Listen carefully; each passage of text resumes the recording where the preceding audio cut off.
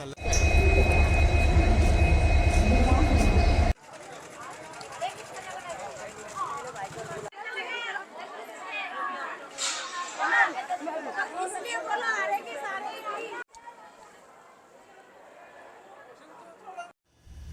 साथियों, स्वागत करता हूँ आप सभी का अपने चैनल ट्रैवल विद अनिल में।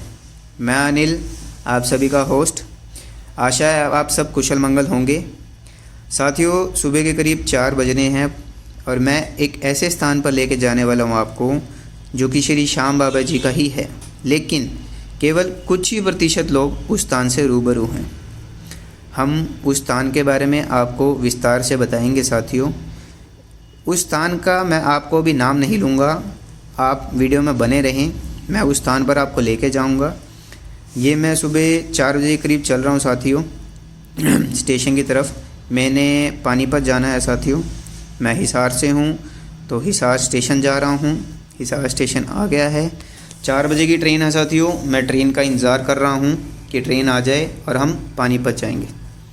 आप जिस पानीपत की ट्रेन या बस जो भी आपको सुविधाजनक मिले साथियों वह ले लें और पानीपत आ जाएं।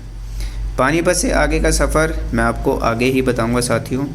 हमारी ट्रेन आने वाली है। ये हमारी ट्रेन आ गई है साथियों। मैं हिसार से चल रहा हूँ तो सुबह बीकानेर हरिद्वार वाली ट्रेन है। मैं मेरी सीट देख लेता हूँ साथियों। आराम से बैठ जाएंगे। करीब करीब 3 से 4 घंटे का सफ़र है।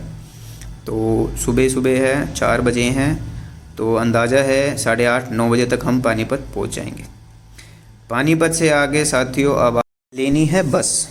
यहाँ से साथियों करीब करीब 25 किलोमीटर का सफ़र है। हम बस से आ गए हैं। अब हम चुलकाना धाम गांव में हैं और जा रहे हैं श्री श्याम बाबा जी के मंदिर की तरफ। यह वह स्थान है साथियों जहाँ श्री श्याम बाबा जी ने अपने शीश का दान किया था। वैसे तो खाटू श्याम जी के अनेकों मंदिर हैं साथियों। एक ऐसा प्राचीन ऐतिहासिक मंदिर है जिसे कलयुग में सर्वोत्तम तीर्थ माना गया है और वह है चुलकाना धाम का मंदिर। आज हम आपको इसी चुलकाना धाम के मंदिर की यात्रा कराने के लिए आए हैं साथियों। अब हम मंदिर के लिए चल रहे हैं। ये ई रिक्शा ली है साथियों। यहाँ से लगभग 4.5 से 5 किलोमीटर का सफ़र है। अब हम चुलकाना धाम मंदिर की तरफ जा रहे हैं और एक सुंदर भव्य गेट की तरफ एंट्री करेंगे। ये देखिए, गांव पंचायत चुलकाना धाम हार्दिक स्वागत करती है। अब इस गेट के अंदर से जाएंगे साथियों मंदिर के लिए। यहाँ से करीब करीब 200 मीटर है साथियों मंदिर के गेट में एंट्री करने के बाद। ये भक्तजन वापसी जा रहे हैं दर्शन करने के बाद और हम लोग बाबा जी के दर्शन करने के लिए जा रहे हैं। मंदिर के 3 गेट हैं साथियों। हम लोग गेट नंबर 1 से जा रहे हैं। आप लोग तीनों में से किसी भी गेट से एंट्री कर सकते हैं। निशान भी मिल जाएंगे। अब हम ठहरने के लिए साथियों मंदिर में धर्मशाला है, वहाँ आप कमरा लेके रुक सकते हैं और विश्राम कर सकते हैं। अब ये बाज़ार की तरफ जाते हुए हम मंदिर में जा रहे हैं, मंदिर में प्रवेश कर रहे हैं। चलिए थोड़ा फास्ट फॉरवर्ड चलते हैं और आपको सीधा मंदिर के गेट की तरफ लेके जाते हैं।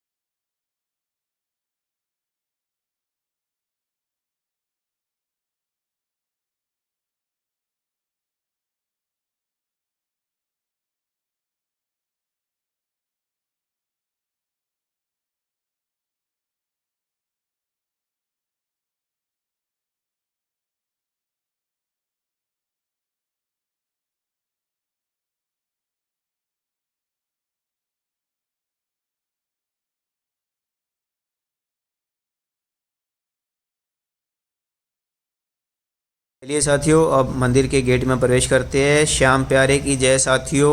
प्राचीन सिद्ध श्री श्याम मंदिर, गेट नंबर 1।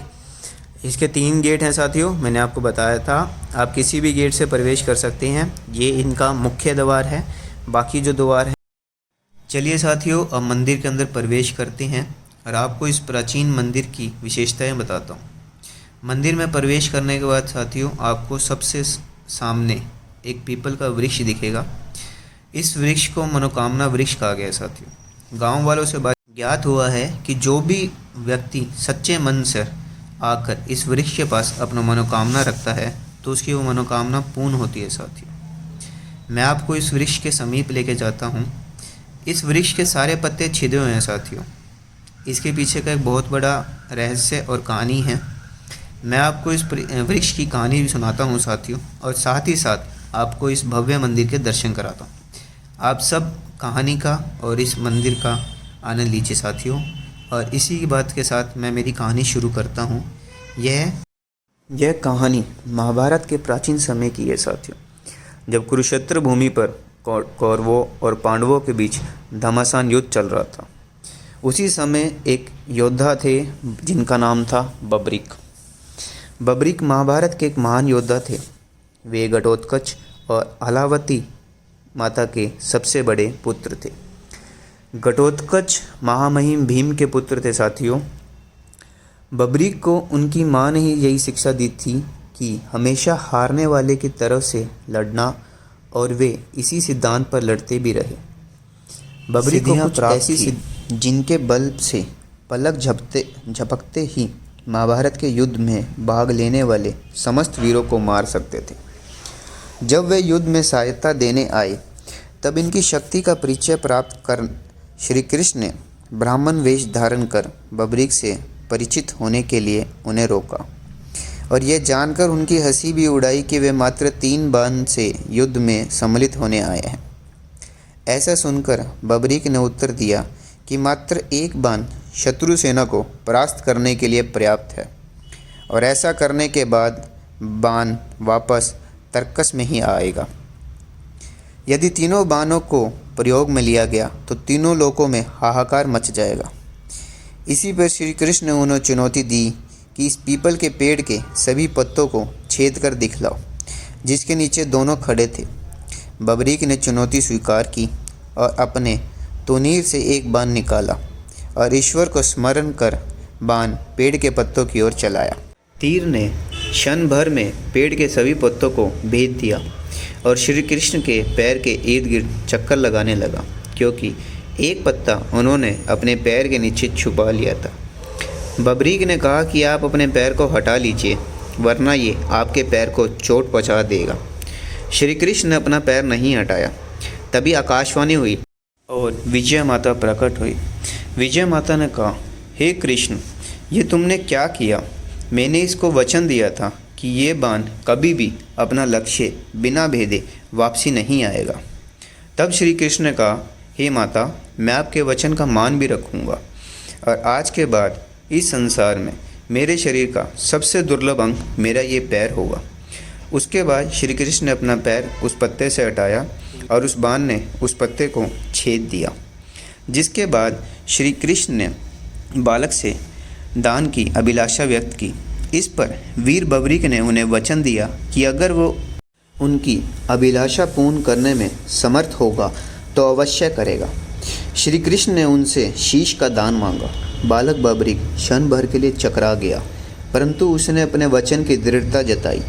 बालक बब्रिक ने ब्राह्मण से अपने वास्तविक रूप से अवगत कराने की प्रार्थना की, और श्री कृष्ण के बारे में सुनकर बालक ने उनके विराट रूप के दर्शन की अभिलाषा व्यक्त की। श्री कृष्ण ने उन्हें अपना विराट रूप दिखाया, जिसके बाद बब्रिक ने उन्हें अपना शीश दान स्वरूप दे दिया। इसी कथा के साथ साथियों, इस मंदिर को बहुत ही मनोकामनापूर्ण मंदिर माना गया है, और जो पीपल का पेड़ मैंने आपको दिखाया था वो इसी कहानी का है। यह पीपल का पेड़ अब भी यहाँ स्थित है, जिसके पत्ते आप देख सकेंगे कि अभी भी छेदे हुए हैं। अगले भाग में साथियों मैं आप सभी को श्याम बाबा के शीश के दर्शन कराऊंगा, और बने रहें मेरे साथ चैनल विद अनिल के साथ।